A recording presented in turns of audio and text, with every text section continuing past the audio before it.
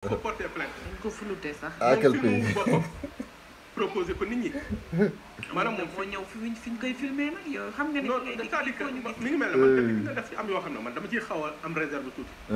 fekk nit ci boîte de nuit nga filmé ko pour moi yaa ko tooñ parce que milieu bi moom méngoo ak loolu. bon Sénégal dafa neex xam la moo tax Sénégal neex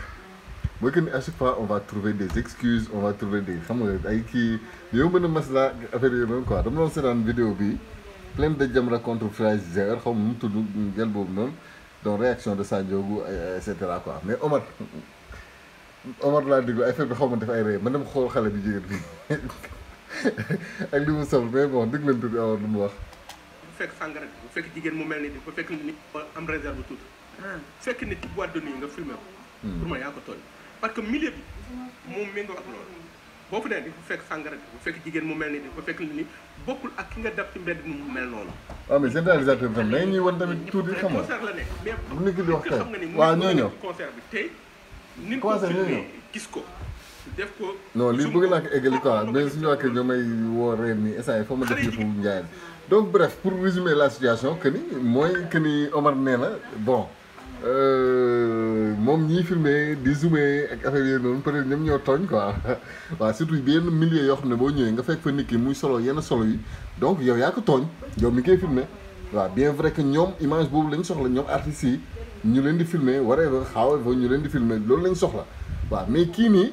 na ma yàlla jégal quoi je ne juge pas juge ma melokaan bi wala jëmm ji waree ba li yàlla bind juge ma loolu doo dem kii yow waxuma loolu le mais je veux dire jigéen boo amee buñ la joxee cër boobu dafa fekk ni yow yaa ko amal sa bopp ba pare nga nëbbal ko sa bopp sàmmal ko sa bopp mais doo mel lu kenn xamul on dirait xam nga benn oignon pourri di ko dugal ko ci ngeen jégal ma quoi tamit je veux dire am na yenn forme boo ko yoree waroo sol lu bon am na yenn forme yoo ko boo ko yoree tu dois te respecter quoi da ngay respecter sa bopp mais ça c'est moche quoi tamit mais qu'est-ce que man jigéen ñi des fois je me demande lan ngeen di xalaat quoi comment est-ce qu'elle pense quoi tamit non jigéen da ngay respecter sa bopp man loolu laa gis bon ngeen baal ma vidéo bi mënoon na gën a gudd quoi mais regardez-moi ça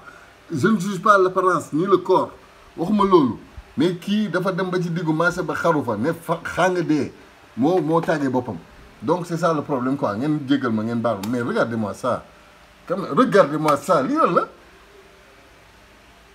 oh Seigneur Dieu du ciel mais kan moo leen nekk ni lii dafa rafet sa weyn di lang fii sa biir bi di lang sa taati de mais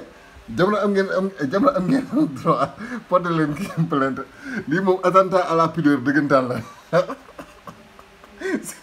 c'est du n'importe quoi oh quelle mauvaise forme allahu akbar chi kii moo bëggoon ñu gis lii yàlla nañu yàlla musal ci xeetu jigéen bii léegi lii boo demee ba am sa doom waaw qu'est-ce que nooy présenter sa bopp c'est extraordinaire quoi.